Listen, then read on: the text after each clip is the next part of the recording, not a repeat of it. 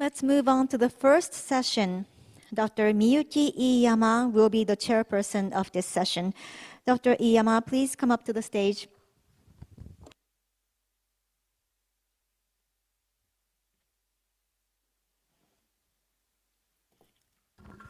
Good afternoon. This is Miyuki Iyama.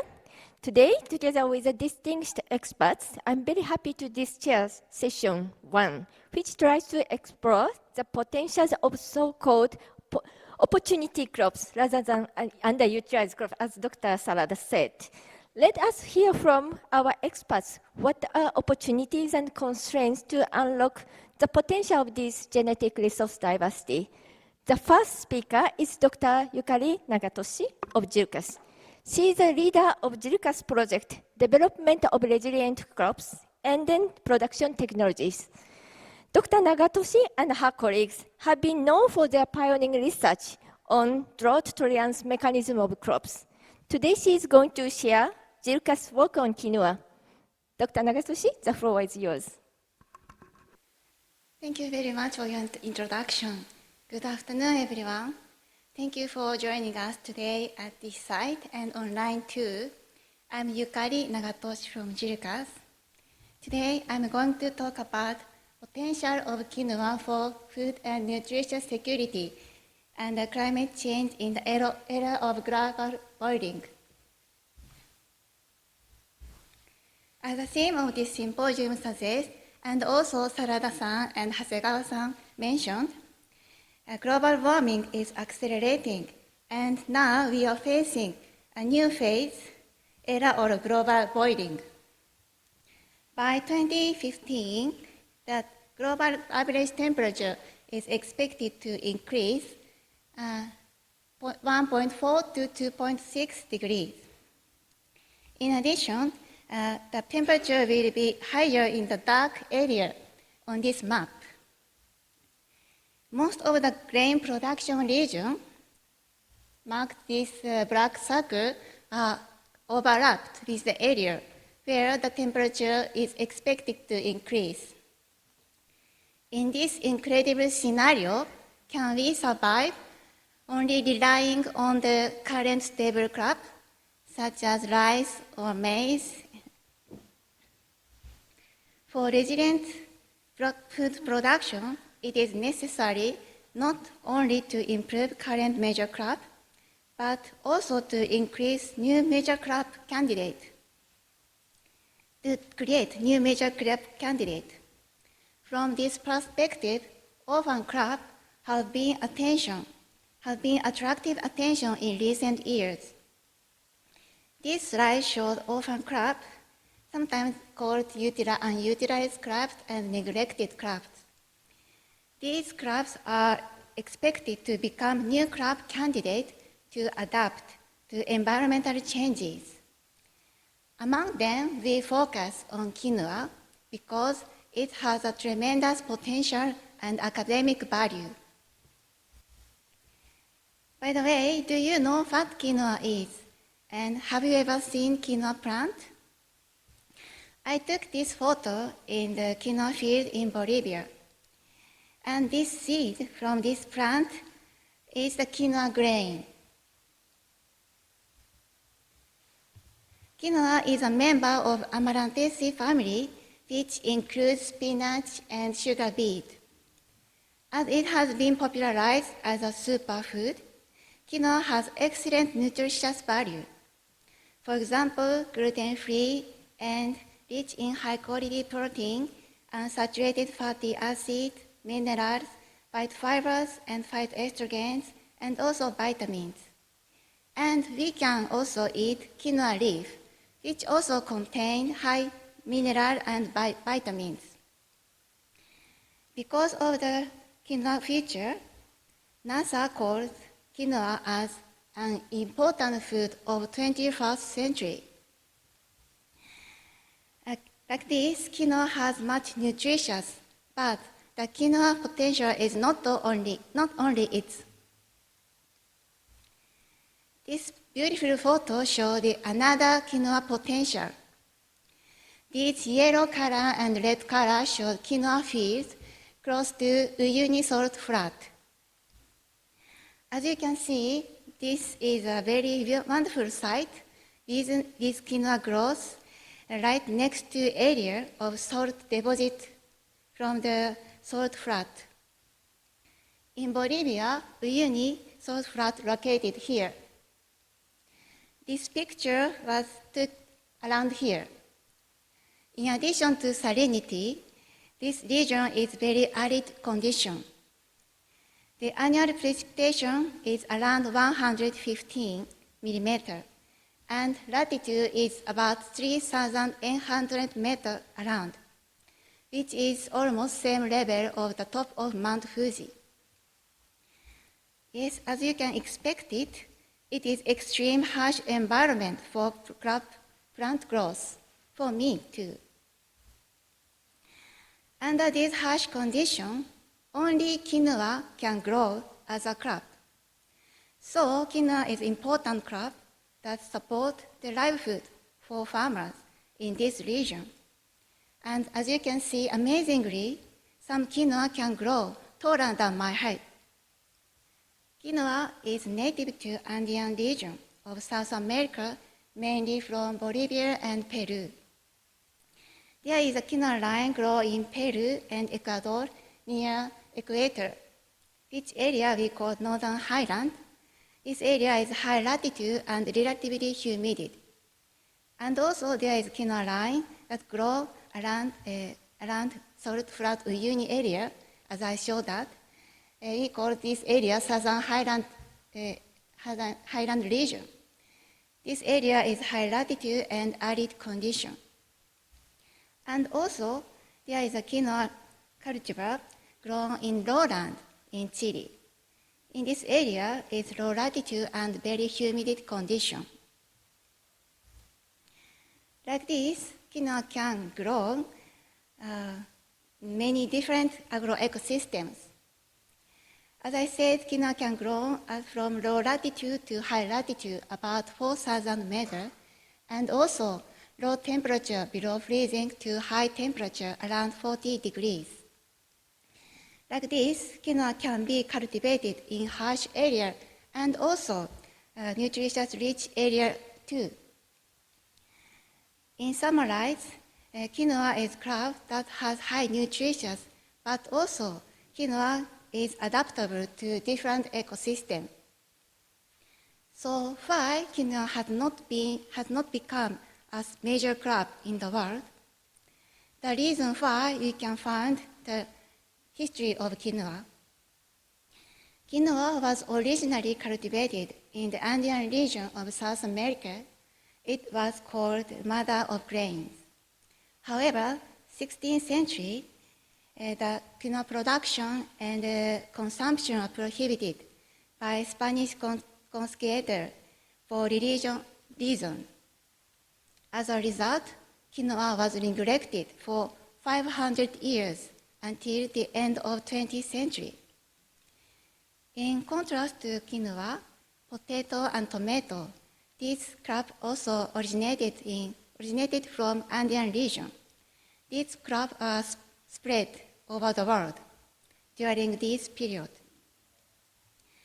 At the end of the 20th century, quinoa again had spotlight, and today the cultivation area is expanding over the 100 countries like this. However, the domestication of the quinoa still delayed because of the lost 500 years. Do you know that crop, the product of years of breeding through domestication? For example, this slide shows the domestication process of corn. We are familiar with this corn, but this is originated from this wild corn, teosinte. The teosinte has harsh shell and very small seed. It's completely different with modern corn. It takes about 7,000 years to develop into the current variety. So this domestication is very important to increasing yield and also adapting agricultural production system. Quinoa is also domesticated from wild species. However, as I said, it is 500 years behind other crops. Therefore, we believe that quinoa still potential. Quinoa already has excellent potential, but there is still potential for further improvement. By recovering the lost 500 years of breeding, by cutting edge of research activity, and expanding the global cultivation of quinoa will be key to survive in the era of global boiling. In JIRCAS, we have a project, Development of Resilient Crop and Production Technologies. In this project, we are conducting research using quinoa in addition to other major crops. So next, I would like to introduce the content of our quinoa research. At first, we try to determine the quinoa genome sequence. It is essential for speed breeding. However, quinoa is cross-fertilized and also allotetraploid species, so genetic analysis was difficult. To overcome this problem, we generated standard inbred lines by self-crossing for a long time, and we analyzed the sequence of them using two sequencers. So, 2016, we reported as the world's first draft genome sequence. And also this year, we also reported the highest quality genome sequence data of two different genotypes from Southern Highland and Northern Highland quinoa.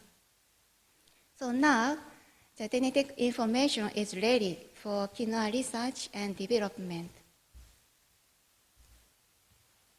We also generated over 200 inbred quinoa lines by repeated self-crossing of each.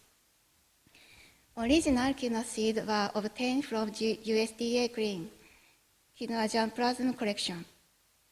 We maintain the seed in glass house and also inside of the green growth chamber. And to avoid the self-crossing, outcrossing, we grow them one by one under covered condition.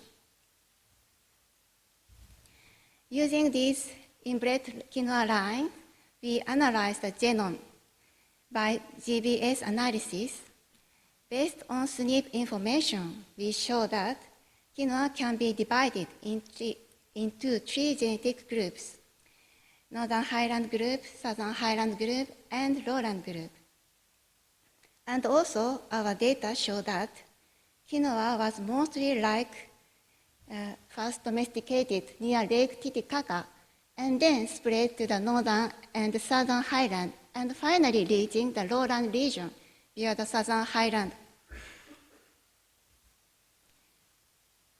Using these materials, we also analyzed the phenotype of them, including germination under NSEL condition, and seed weight, and growth, and flowering time.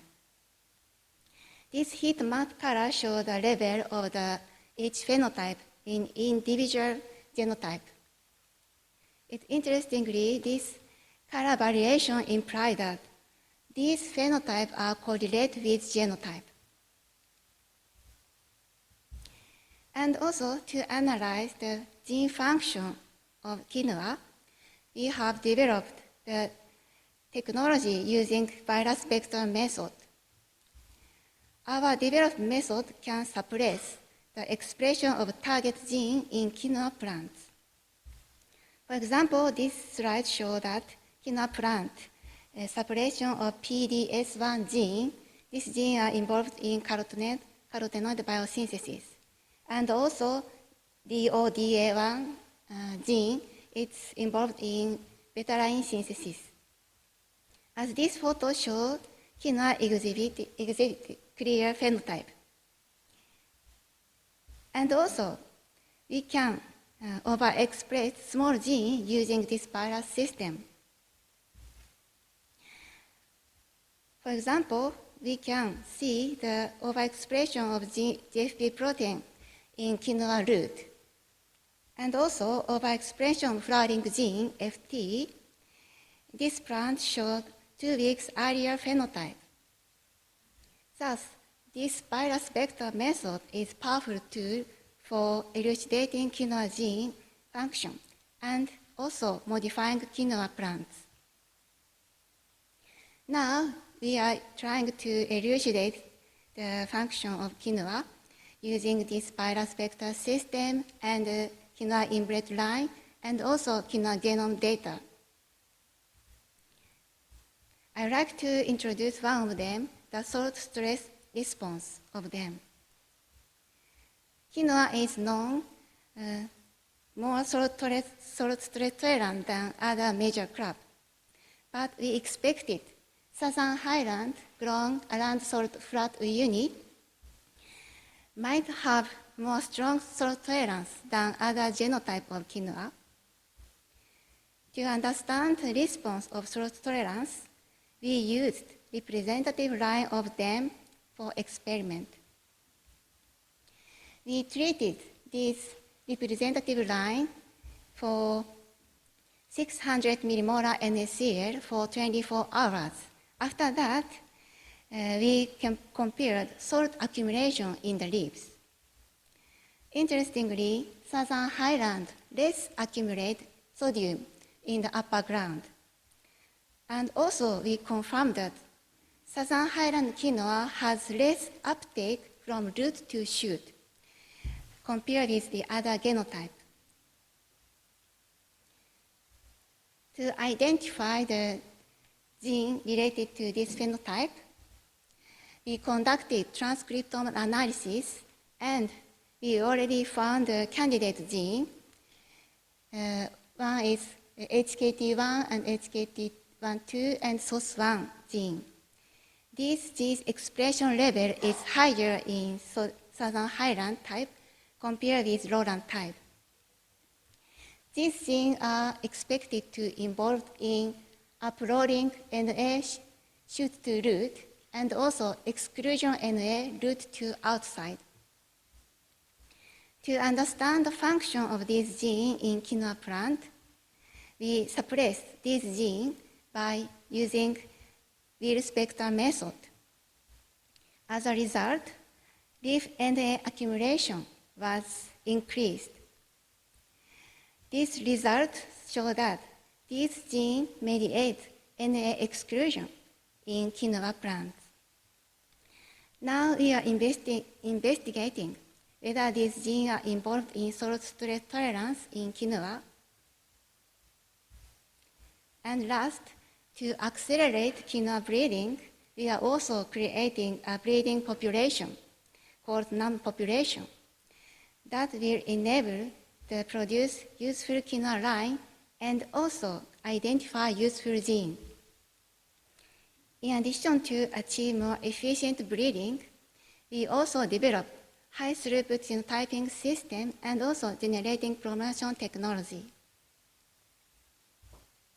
Thus, JIRCAS has established a basis of quinoa research, including genome sequence analysis, quinoa resource development, and gene function analysis technology using BIGs, like that. Furthermore, based on this research platform, we have been working on functional analysis of stress tolerance gene and the establishment of a quinoa breeding platform. Our goal is to develop quinoa line adapted to today's environment through cutting-edge plant science research. And in the future, we will develop new major crops that take full advantage of quinoa's diversity and potential. I strongly believe that our quinoa research will contribute to future food and nutritious security in the era of global boiling. Quinoa research is being efficiently promoted through this domestic and international collaboration. Thank you very much for your attention.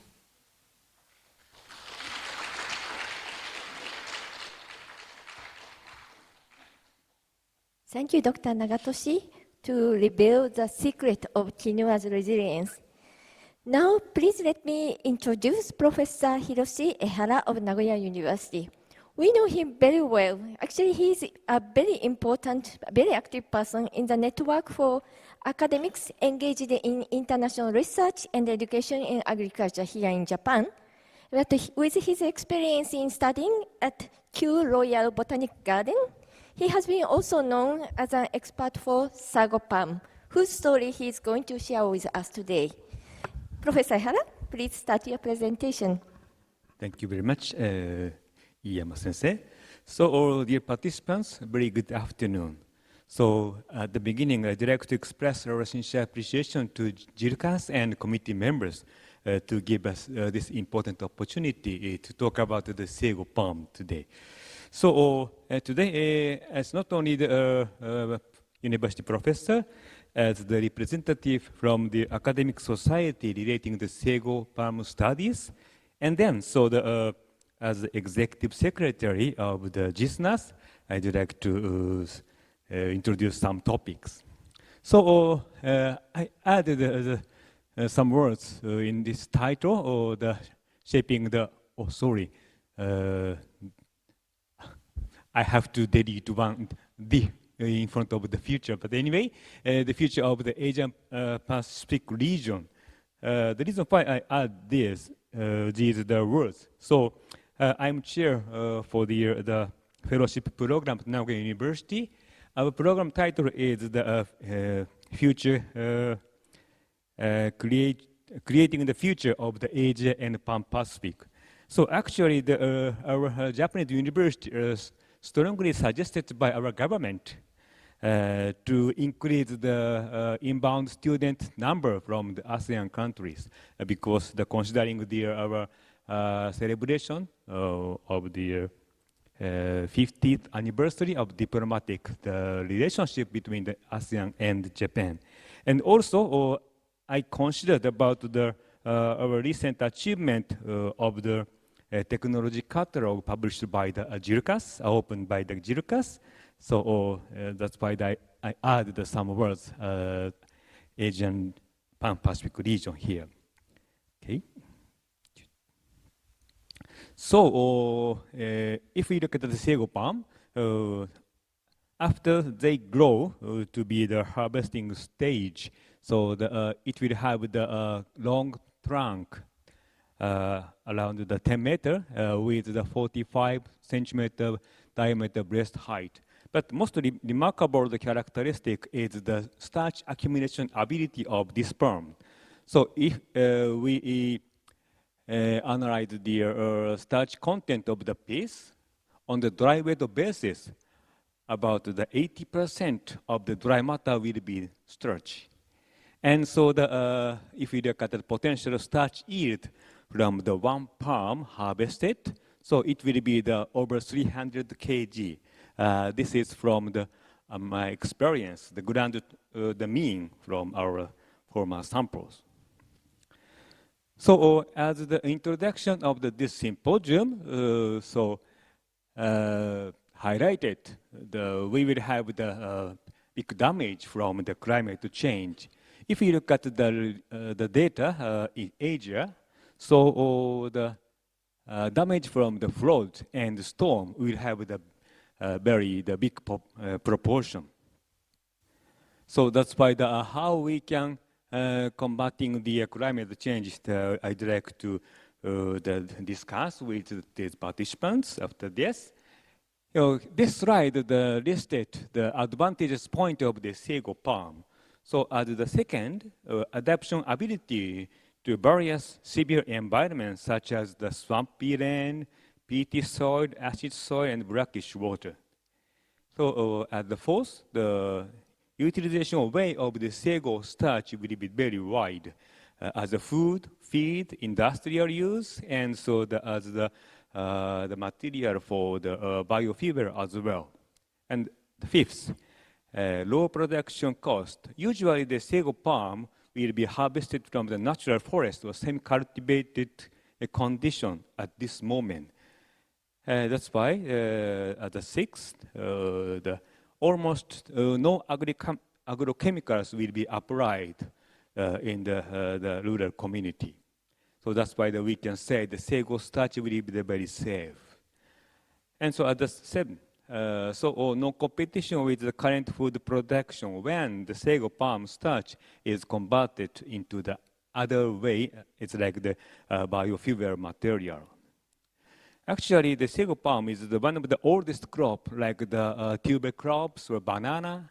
However, until now, sago palm was not recognized as the major crop. However, if we go back to the 5,000 years ago, sago type palms were an important plant food prior to rice cultivation, so distribution, even in the southern subtropical China as well. So now, if we look at the current sago palm growing area, and so the major production area of sago starch will be here. So in the Malay Archipelago and Melanesia. So according to the FAO, we will have the 2 million hectare sago palm resources in this area. However, at this moment, only 10% of it can be utilized. So considering such the possibility to expand the utilization of the sago palm resource, so sago palm has been attracted attention last century, especially in the 1980s.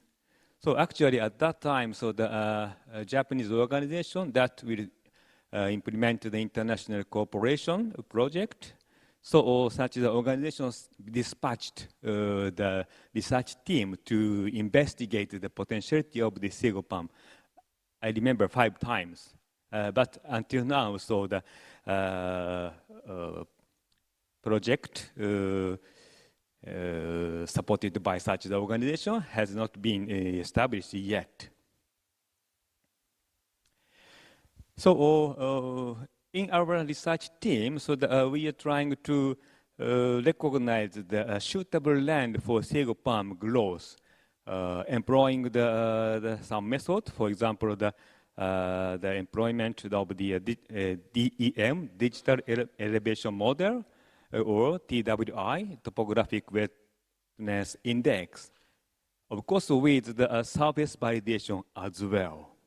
So this is the result from the case study on the Sulawesi Island in Indonesia. So when we participated in the project under the JSPS or JICA, so we tried to estimate the change of the sago palm suitable growing area in the future. So we employed several models. Then, finally, we concluded the sustainable area of the Fiji sago palm may increase by the 241% with climate change within 50 years. That's why after this, we should consider how we can conduct the sustainable development, improvement of the wetland.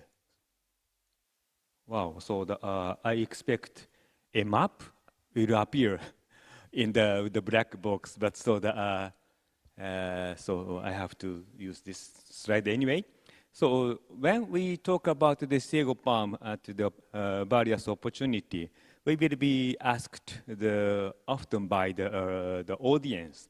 The reason why the Japanese scientists will be very aggressive to talk about the sago palm, to study a sago palm, because the sago palm is not in Japan, and so it will be recognized as the minor crop. So in such a case, we will answer, because Japan is the biggest sago starch importing country in the world. And then, recently we have a problem, so like this. The Sago starch importing price into Japan is increasing rapidly. So how we can secure the Sago starch material stably, it will be the very important agenda for us. So that is how we Japanese utilize the Sago starch in Japan. So there are some way. However, the major one will be like this, as dusting flour. When we produce the Japanese noodle, we will utilize the Sago starch like this. Not only for this kind of the traditional way in food processing, the producing factory also, we will use the Sago starch as dusting flour. Okay, let me turn to the agronomic the topic. So, key characteristics for high performance against the biotic stresses will be in the root part of sago palm. So please look at the picture left side. So if sago palm grow under submerged condition, they will grow their roots to the ideal part. And so please look at the right part. So in the underground, sometimes sago palm will develop the parenchyma airspace very well. Please look at the figure left above. If we set the submerged condition as experimental procedures, so the photosynthetic rate in floating condition, closed symbol. So from the beginning, for about the 2 months, so photosynthetic rate will be not bad, actually preferable under the submerged condition. Of course, if the submerging period is prolonged, so the photosynthetic rate will be depressed, but not bad like this. Yes, so that we can say that if we cultivated sago palm under natural condition, probably we don't have to do the drainage even in the mid-rainy season.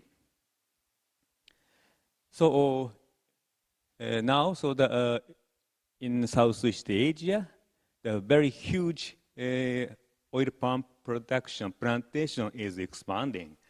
However, as you know, so that if we cultivate the oil palm in wetland, so that we should do the drainage.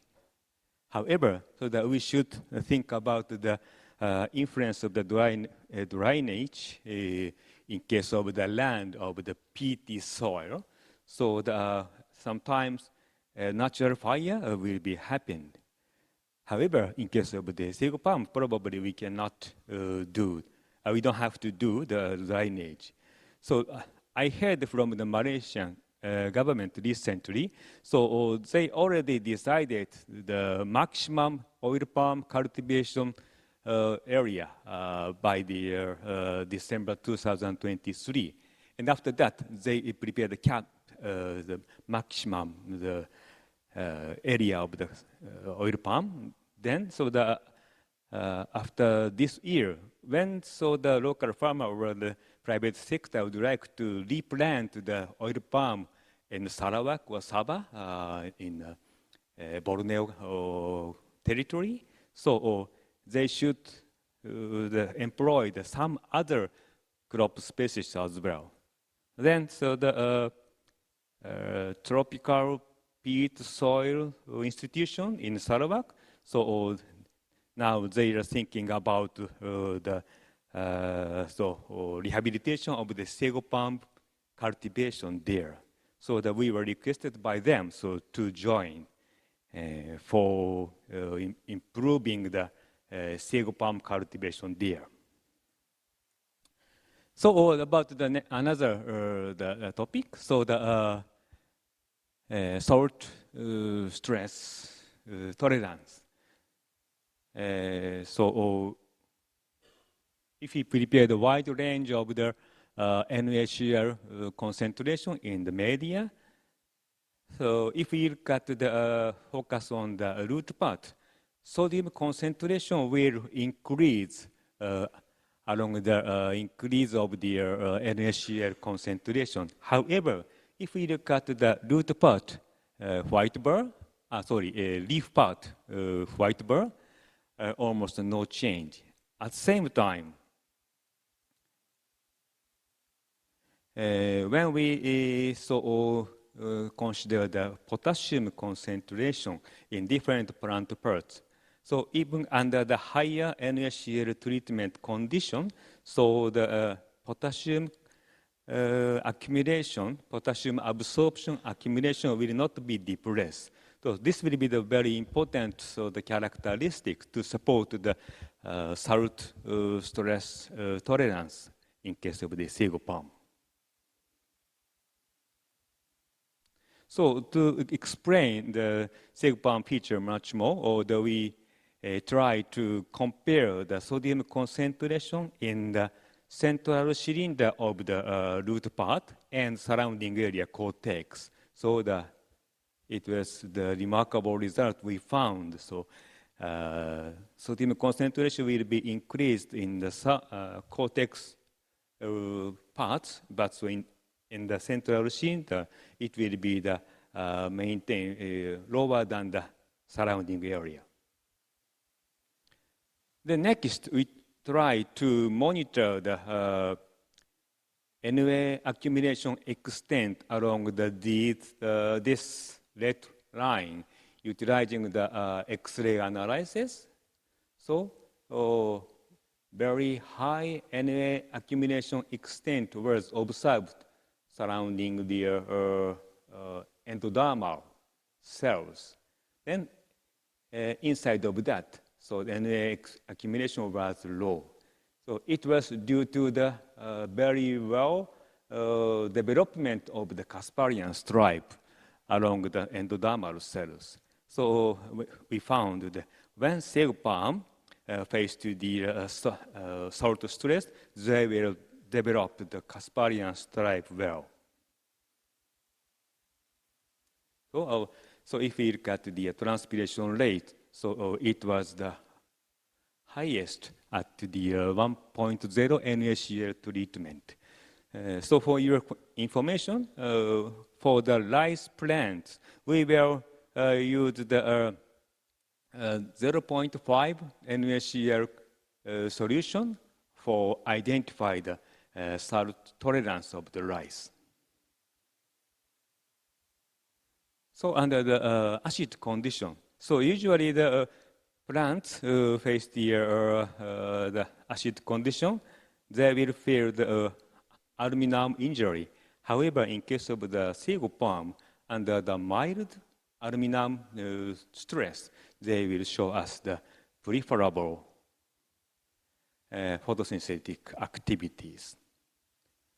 Against the drought, of course, under the drought, sago palm will decrease the stomatal conductance and electron transportation rate. However, if you look at the example, our experience in Tanzania, very typical dry season exists. So if we can prepare the well establishment of the planting material, sago palm will adapt to the such the environment as well. This is the traditional use of the sago starch.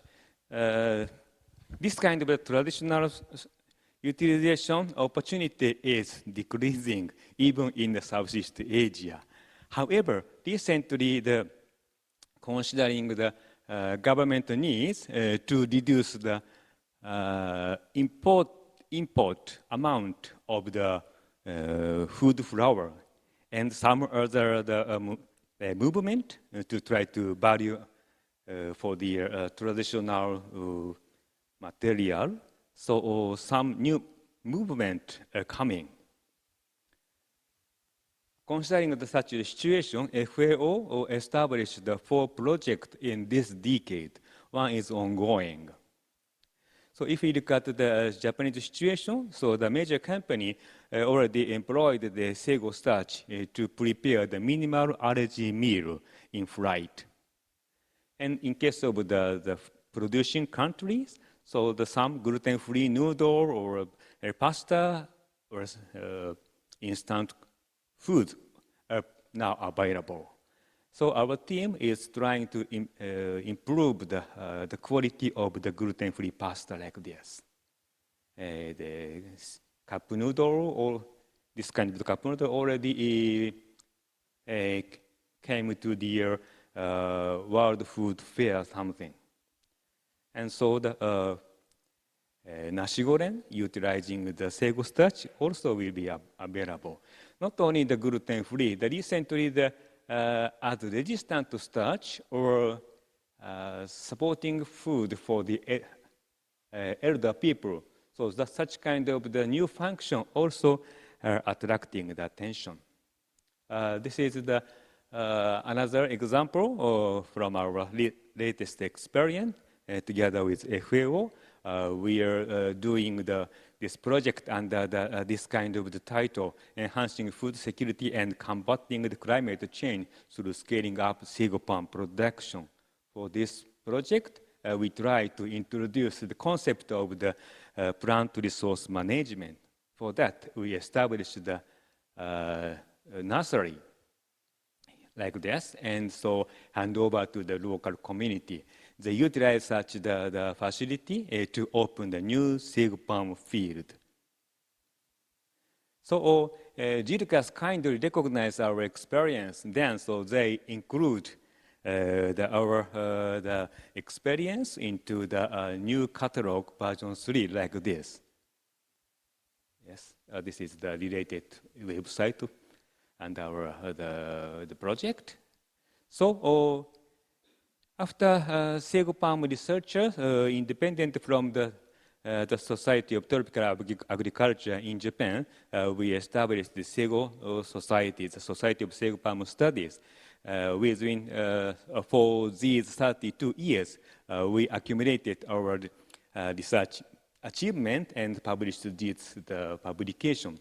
Now we'd like to go step forward to upgrade our research stage to be the demonstration stage or implementation stage. For that, we'd like to strengthen our collaboration together with together between the Sago starch producing country and user countries. So this will be our wish. So thank you very much indeed for your kind keeping attention. Thank you very much. Thank you, Professor Ehara. We really know Sago is actually an opportunity crop for its various resilience function and also multiple utility to add value for food industry. Thank you so much. Now we have the last speaker of this session, Dr. Prakit Somta, Associate Professor of Kasetsart University.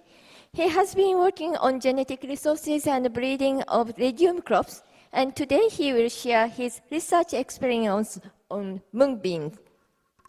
Okay, thank you for the introduction. And first of all, I would like to thank organizer for giving me the opportunity to be here to present my work. The topic of my presentation today is discovery of genes for stress resistance in mung bean. I think some of you may know mung bean and some may not. So I will give a brief introduction about the mung bean. Mung bean is a short duration legume crops that can be harvested within about 75 days, and it's mainly grown in Southeast Asia. And South Asia, the total production area is about 7.5 to 8 million hectares. The major producer is India, followed by Myanmar and China. And now there's some production in Brazil, Argentina, and some country in Africa, such as Ethiopia and Kenya. The seeds of the mung bean contains about 25% protein and 60 to 75 carbohydrate. And the seeds are used for direct consumption and processed into some foods such as a sprout and meat-based, plant-based meat and egg replacements. However, the seed use of mung bean is really low. Generally, it's less than 900 kilogram per hectare, even though the potential yield of the mung bean is about 1.5 to 2 tons per hectare. The important threat that caused the yield reduction in mung bean include the Cercospora leaf spot disease. This is the disease, the common disease of the mung bean grow in rainy seasons. Powdery mildew is a common disease that occurs in the dry seasons, and saline soil, of course, and yellow mosaic disease. This is a very serious disease of the mung bean. I think it's the most serious disease of the mung bean now. It is in India, Pakistan, and Bangladesh, and in Myanmar. In Thailand, this disease occurred maybe nearly 30 years ago, but recently it appears again and really devastating. And the Prakit or the weevil is the insect that eat the seed of the mung bean and other legumes during the silage. And calcareous soil, as we know, the huge area of the agricultural production are affected by calcareous soil.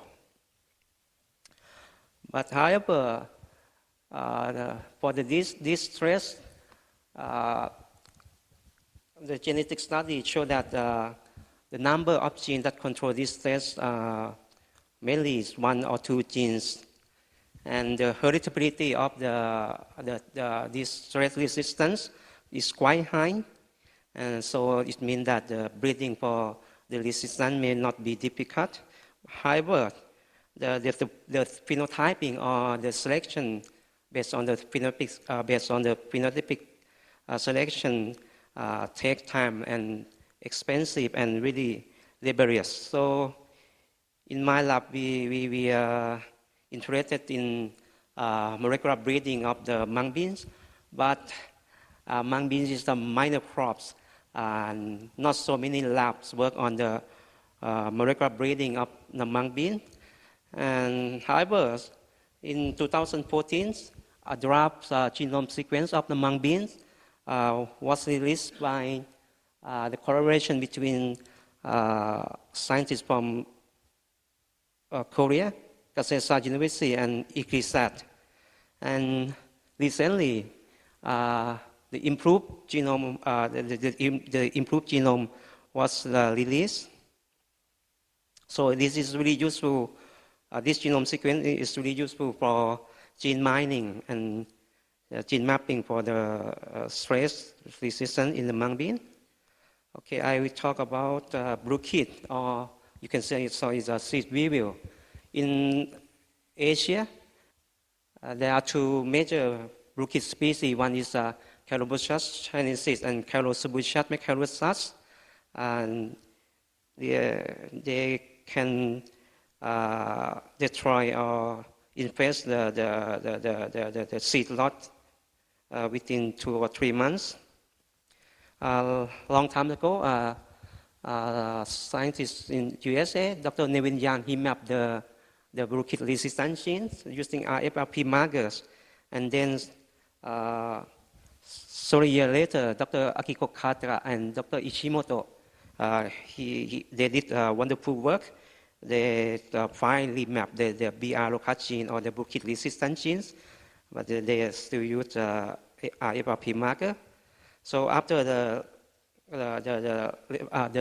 draft genome of the mung bean become available, in my lab we did the fine mapping of the BR locus or the BR genes, and we found that there are two candidate genes, that is PGIP1 and PGIP2, that encode the polycarotenosterase inhibiting proteins.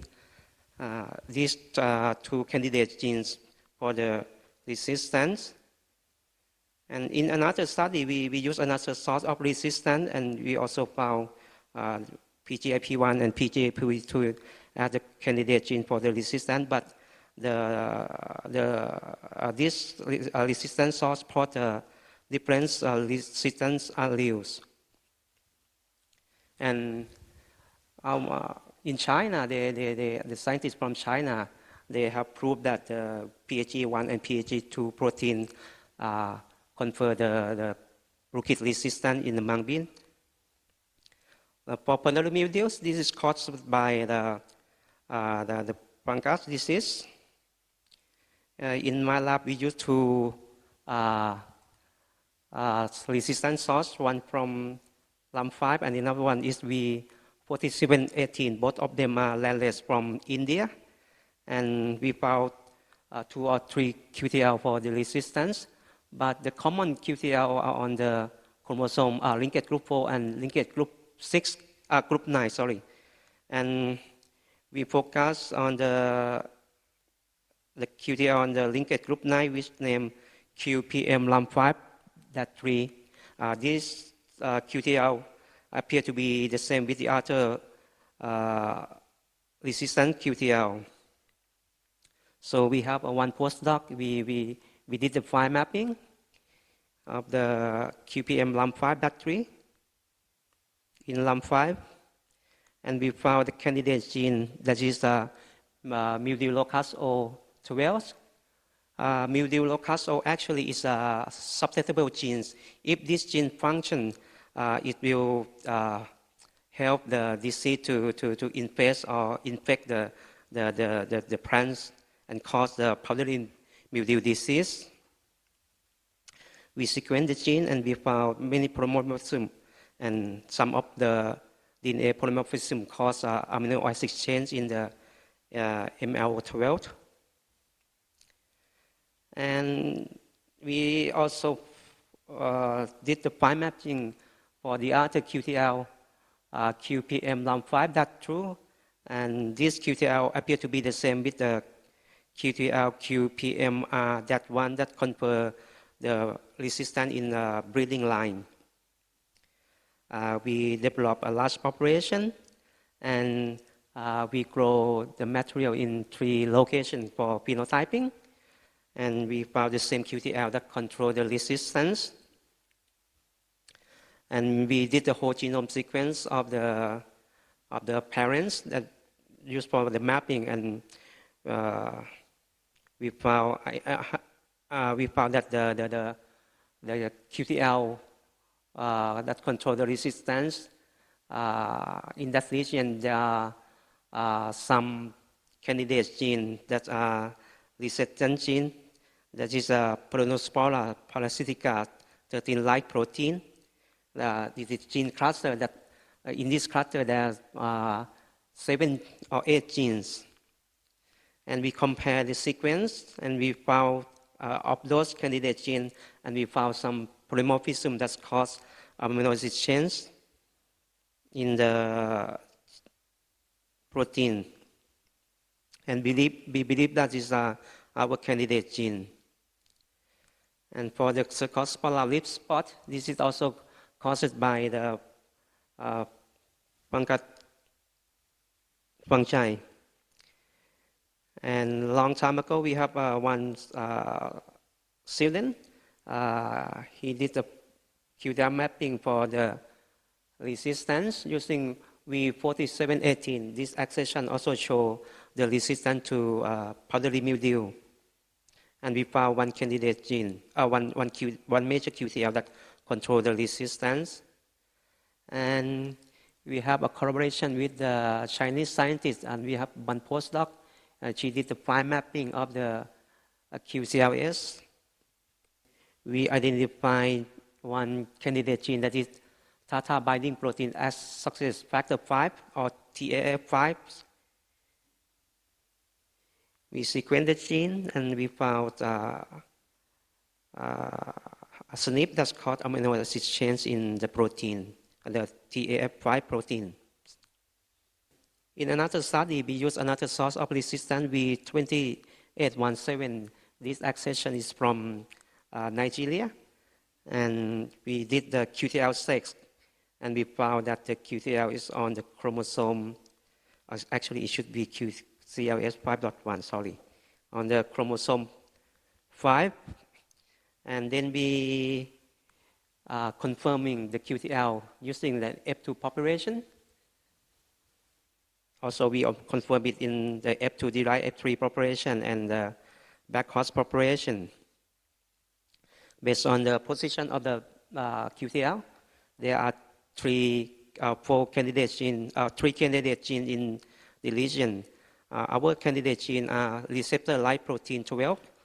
This is our candidate gene.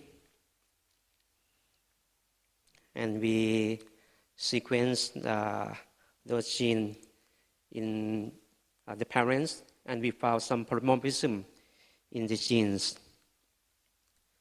And for the calcareous soil or high pH soil, usually that's caused iron deficiency in the plants.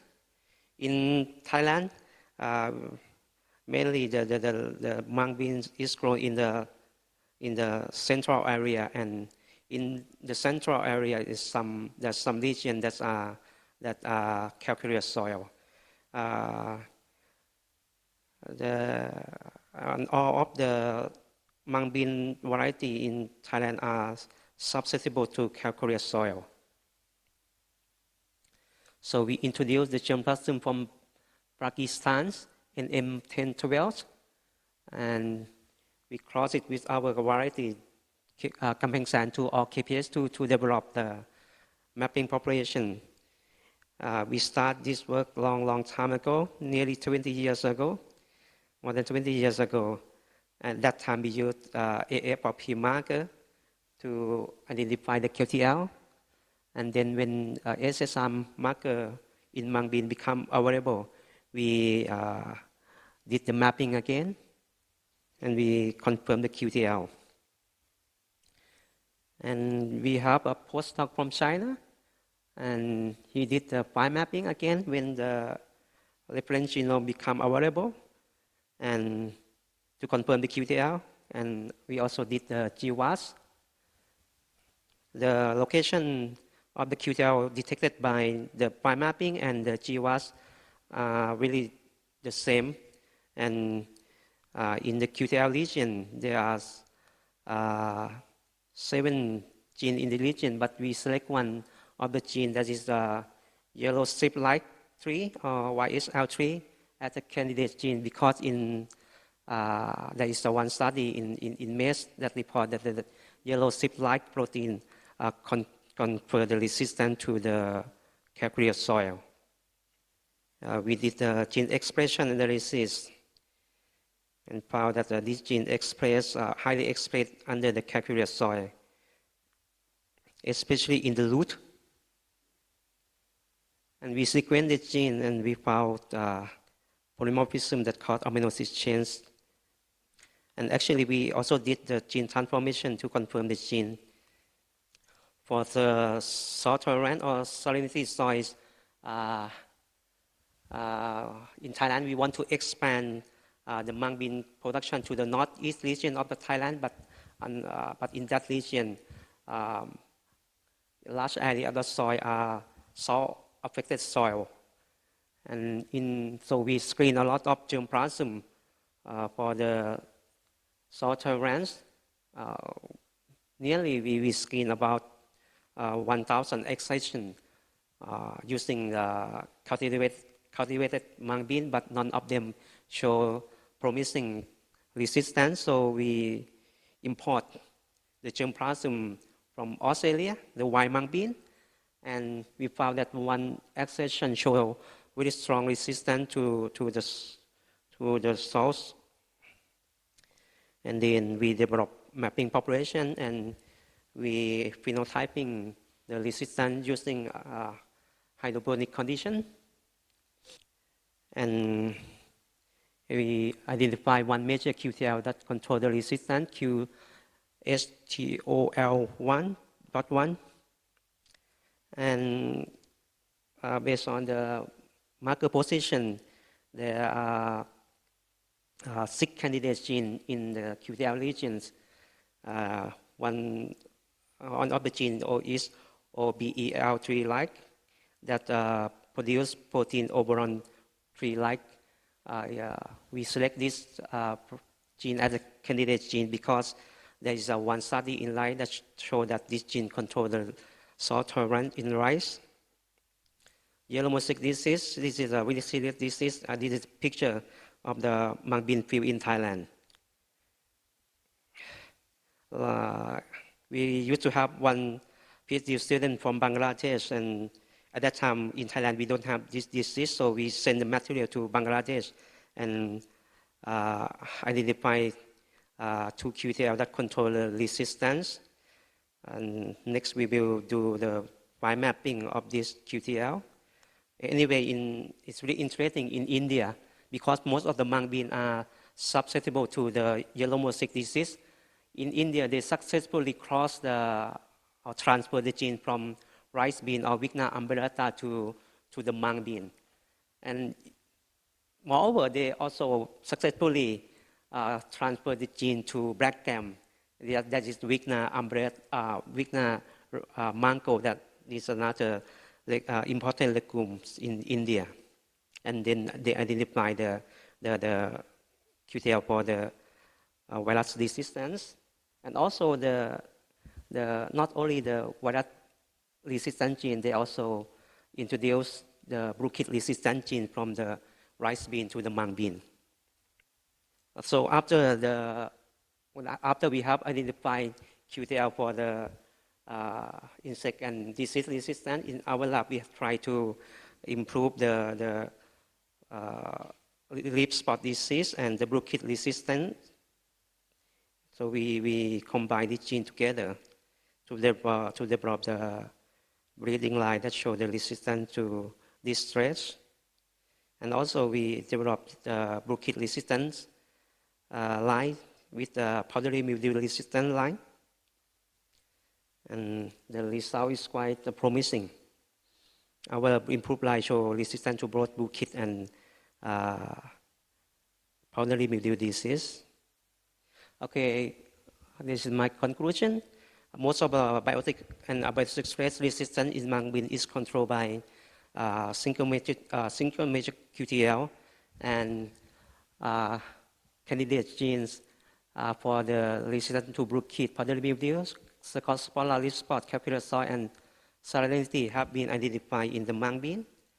And finally, I'd like to thank my collaboration, Jiangsu Academy of Agricultural Science in China, Seoul National University, and Nalo, Japan.